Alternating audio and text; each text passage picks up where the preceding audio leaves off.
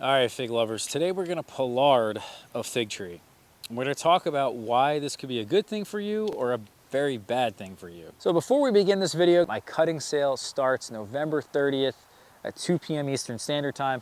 I'm actually doing that today where I'm gonna be cutting a lot of my trees back. I would recommend being there for the time of the sale because these cuttings go really quick. And a lot of varieties I might not have a whole lot of cuttings from, so they're gonna go even quicker. Let's get back to the video. Hope you enjoy it. First of all, what is pollarding?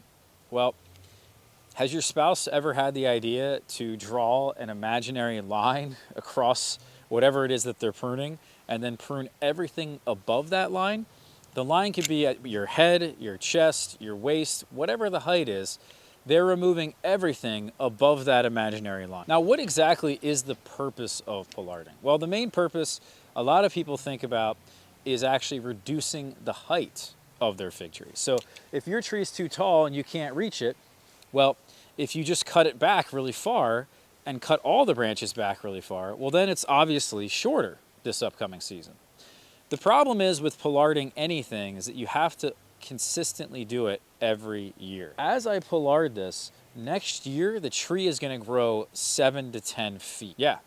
So if you don't prune your fig tree again back to that original imaginary line that you guys draw, well, now it's going to grow from 7 to 10 feet tall, and it's going to become a very large fig tree very quickly. And it's going to become such a beast that you're going to be like, oh no, what do I do now? Now, that's the main reason why I don't recommend it to people, is because after you pollard, the natural response of your fig tree is to really want to put on a lots of growth. And so because your fig tree now favors growth, it's now going to not favor fruiting.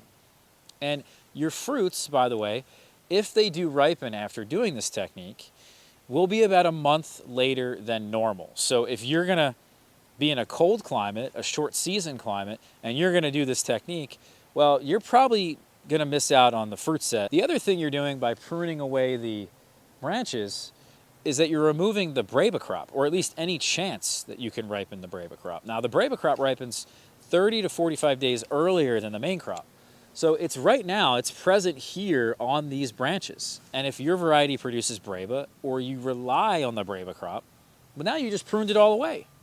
So people in mild places like the United Kingdom or San Francisco, let's say, well, you just completely ruined your crop next year because someone told you to pollard your fig tree. The other thing that will happen because your fig tree is going to grow a lot is that your fruits are going to be of a lower quality. They're generally going to be larger, and your tree is going to want to grow all throughout the season, and it will continuously fruit if it's going to fruit, and you will actually have a longer harvest window. So there are benefits, don't get me wrong, but for the average home grower to recommend to them, yes, you should be pollarding your fig tree in all situations is just completely false and would be totally misleading. So this technique is really for people who want to take a bit of a lazier approach.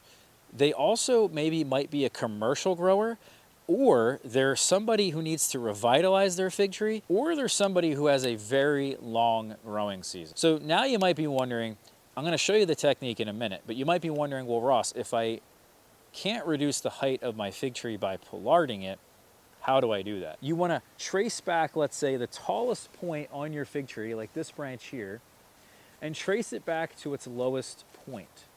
So as an example, if I wanted to make my fig tree shorter, I could come in here with my pruning shears and make a cut right there flush with the growth below it.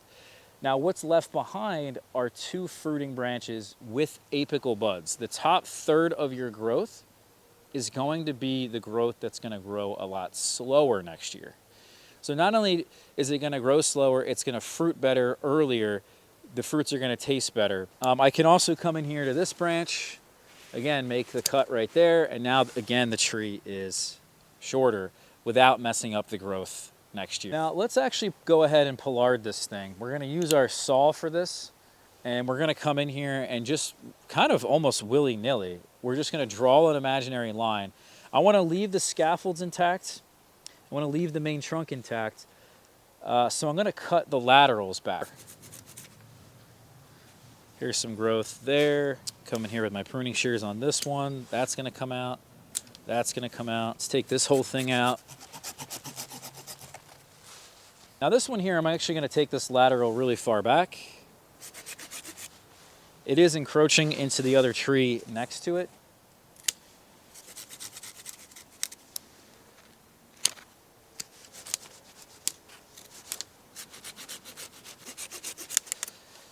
So all my cuts are to outward facing buds. This is some dead wood over here. Take this out.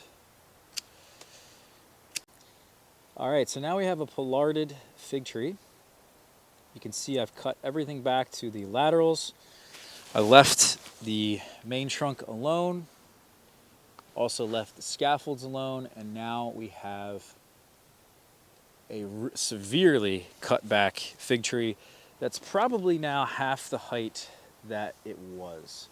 So you're kind of getting a little bit of the best of both worlds just by leaving some of these little branches here, these apical buds, intact. All right, fig lovers, so there you have it. That's a pollarded fig tree. Those are the pros and cons of doing this method. Hope you guys enjoyed it. We're gonna update you guys on how this tree actually grows next year. That way you can really see it for yourself. Thank you guys here for watching. Please do me a favor, hit the like button, subscribe button, and check out the booklet I've created on choosing a fig variety. All in the